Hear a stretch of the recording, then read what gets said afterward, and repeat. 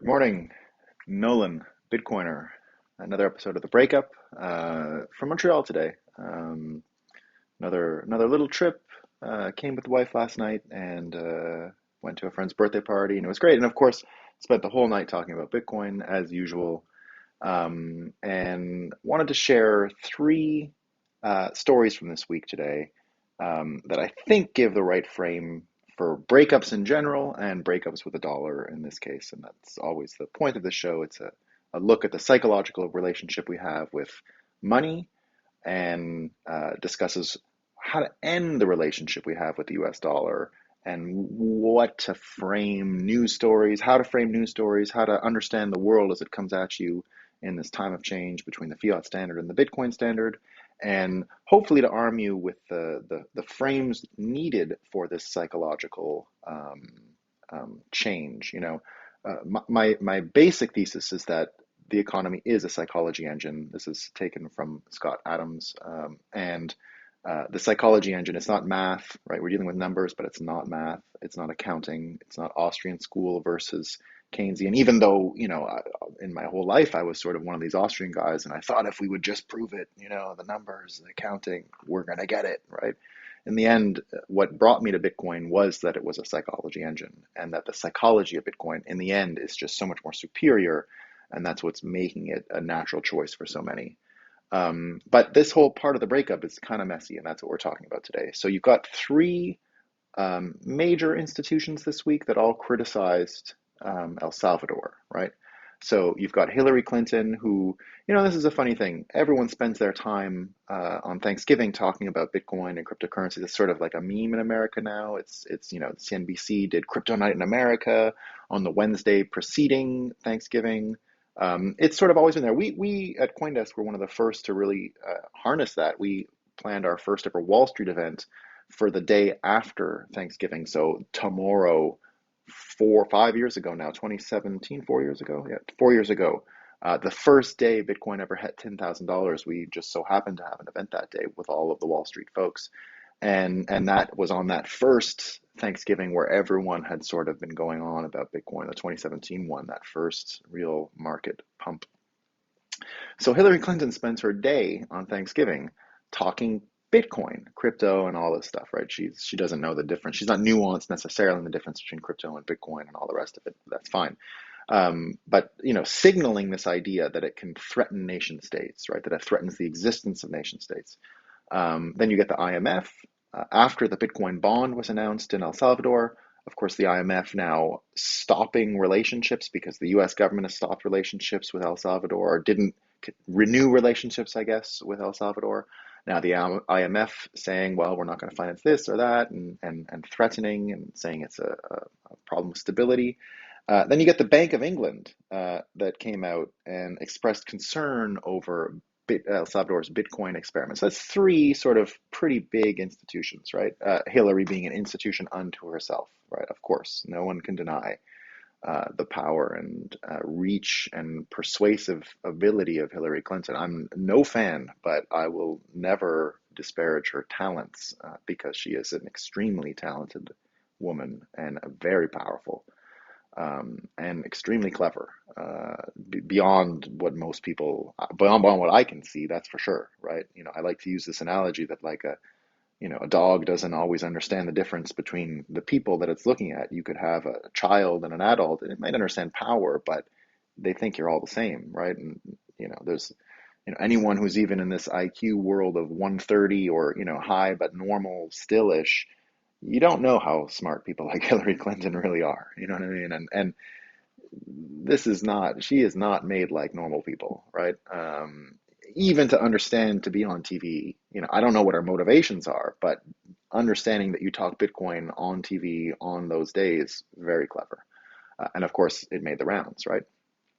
IMF, we all know about the IMF, created after the Second World War at the Bretton Woods Conference. We talk about it a lot in the show. One of these clown world things now. Huge loans to countries, and in the meantime, we'll criticize China for its diplomacy, where it makes these big loans and then takes infrastructure over. But the IMF wrote the book on that. America has been doing that through the IMF far before China got involved. They're doing it now. We saw the Ugandan airport or port or something this weekend taken over by Chinese because of debt.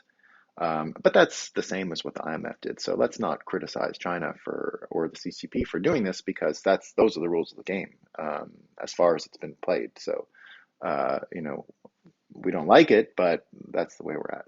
And then of course the Bank of England, right? And this is the doozy, and this is what sets us up for our discussion today about breaking up and what's going on. So the concern tweeting, right? The concern tweets, or the concern trolling of Bitcoin from these powerful players, um, brings up a pretty interesting um, tension, right? And it starts with the leader of El Salvador responding. I got to read it because it couldn't be funnier. So this is from the president of El Salvador, right? And I don't know enough about this guy. So far, I like what I see, but let's always keep our eye on everybody, right? Um, when it comes to promoting Bitcoin and what it can do, keep your eye on me, for example. There's all kinds of reasons why you're going to want to get more information and check into things more and all that stuff. So don't take my advice necessarily, about Bukele. Think about it and discuss with others. That's his name, Bukele, the El Salvadorian guy. Um, but I got to read what he said because it couldn't be funnier. So he goes, "This is to the Bank of England," but you could think of it in terms of Hillary and the IMF. It's all kind of the same argument. So he says, he put this on Twitter. Bank of England is worried about El Salvador. He put worried in quotes. Bank of England is worried about El Salvador's adoption of Bitcoin. Really? I guess Bank of England's interests in the well-being of our people is genuine, right? Question mark. I mean, they've always cared about our people, always. Gotta love the Bank of England. I mean, that's pretty good, right? That's funny. So even if you're just thinking about dollars and Bitcoin and breaking up with the dollar just for humor, we win this round. We definitely win the round, right? But that's not really going to do it, and that's not really the psychological frame we're looking at here. The one that's important that I want to talk about today is, um, basically within any breakup, there's this idea of projection, right? Or it's a psychological phenomena, right? Where you'll attribute bad characteristics of yourself to another person, right? You'll accuse someone being a racist if you're subconsciously feeling like you're a racist, or being abusive if you subconsciously think um, you're an abuser, right? So projection is a thing that you often see in breakups, right? In the tension of breaking up, and who's right, who's wrong. Um, it's often at play, right? Where there's accusations. There's always two sides of the story, so there could be projection on both sides. But it's not necessarily every one person who projects um, and one doesn't, right? So there can be levels of projection, right? Um, and that's what people are doing to each other as they break up, or in this case, they fight over the psychological reality of the economy going forward, right? So each side projecting, one saying that in the case of Bitcoin and cryptocurrencies, Bitcoin in particular, that it will bring in some form of anarcho-capitalism or even a fascist state, right? So you're starting to hear a lot of these accusations that Bitcoin will enable fascism, right? And that's more or less what Hillary is getting at, right? You know, here's Alex Gladstein um, discussing, making a prediction, which I agree with, right? So Alex Gladstein has been pretty accurate in some of his predictions. Here says, Bitcoin users, be prepared to be labeled fascist for choosing to opt into an inherently anti-fascist and open currency by the mainstream economic orthodoxy, which ironically views increasingly centralized control and surveillance as the only way forward for the monetary system, right? So he's talking about this projection piece, right? So you're a fascist, um, and he's saying that's ironic because the point of our system is that it's decentralized, and we're criticizing you for being fascist, right? Um, when I say fascist, I'm saying loosely centralized here. I don't mean the full construct of fascism. I'm definitely simplifying things. Definitely. So centralization here is sort of synonymous with fascism in the way I've discussed this. So here you've got a case of projection, right? You've got Hillary Clinton and other institutions, the Bank of England not going so far as to say fascism, or the IMF not going so far as to say fascism, but like Mr. Gladstein mentions, there's a high probability of this accusation increasing, right? More accusations of bringing in a fascistic system or some form of centralized control. I guess the idea that anarcho-capitalism would create a vacuum and perhaps, I guess, let someone ascend, right? But that's the important part. That little trick that I just said, it goes from being anarcho-capitalist, which I think is what most Bitcoiners want, to creating a vacuum whereupon a fascist dictator could rise to power. That's important. Let me explain why. The way to understand in a messy breakup, right? In a messy breakup, the way to understand who's projecting is by looking at who's hallucinating, right? Who's seeing the thing that isn't there, right? Who's got to imagine something extra to make the thing make sense, right? That can often lead to understanding who's projecting. Here's a story about Apple, for example, and I think this gets to the point, right? Apple. Currently, Apple is working hard internally in its own governance to get rid of the master slave language for computer networking, right? So it's a long held concept in computer networking of the master slave relationships, right? A master computer and the slave will obey the commands of the networked coordination, right? I don't know enough about master slave in computer science, but so I'm not going to explain it more and possibly confuse yourself and myself. I know master slave has been around for a long time and describes relationships between these computers. So Apple is busy getting rid of this language because they think it's offensive and that it's going to trigger people and da da da da. Right? So remember that. Keep that in your mind. At the same time, Apple is lobbying against forced labor in China. Sorry, lobbying against a bill aimed at stopping forced labor in China. So Apple lobbying in DC against a bill that would prevent them from using forced labor camps and forced labor resources in China or anywhere, I suppose. Um, but I guess here it is in China the way the bill is written. So let's say it is in China, right? Just in China. So at once they're trying to prevent a law that would stop them from having access to slave labor, right? While at the same time in America trying to uh, change the language of how they function in a governance or even corporate policy point of view, right? Um, so that's just window dressing. It's not real. This is a clear case of projection, in my opinion, right? I don't want to say it's gaslighting. I don't want to go and mind read them and say that they're doing the master slave thing deliberately to take attention away from what's going on in China. I'm not saying that, right?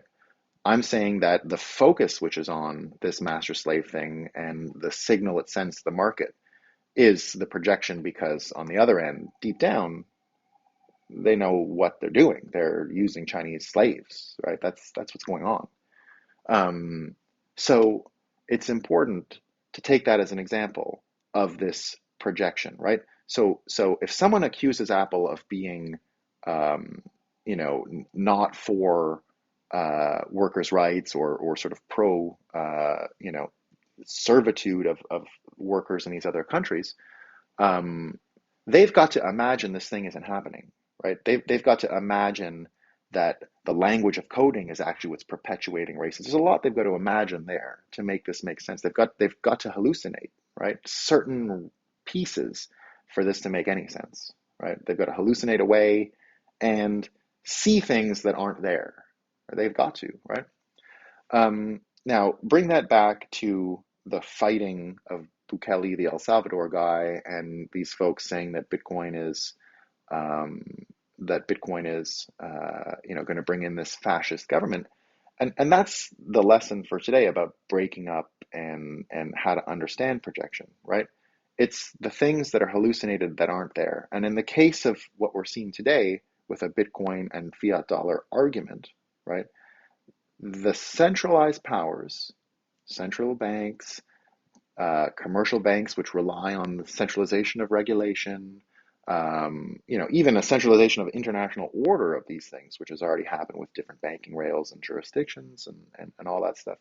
So what you got is one group saying another is going too far with a central top-down control, and another saying that so fiat dollar saying, fiat dollar proponents accusing Bitcoiners of creating the circumstances to have fascism, right? And then so the centralized, potential, and then the opposite, where the crypto people like Bukele are saying, well, you guys already have too much top-down control, right? So the way to understand who's projecting is to simply look at who's hallucinating and seeing something that isn't there, right? Um, in the case of the fiat dollars and Bitcoin, does a system like Bitcoin, which has no central authority, really mean that there's this void that a dictator will definitely fill? I don't think so. I think you have to hallucinate that. I mean, it's not 0% that it's going to happen. I'm not saying that it's 0% chance. It's not a given, right? A lot has to go that way. It's not only not a given, I think it's very low probability of any dictator taking a void created from Bitcoin. That's where I see it, but I could be wrong, right? I could be wrong. I don't know if I'm right about that at all. But if Bitcoin wins, the void is there, the vacuum is there. I don't think it's going to get filled by a fascist. I just don't.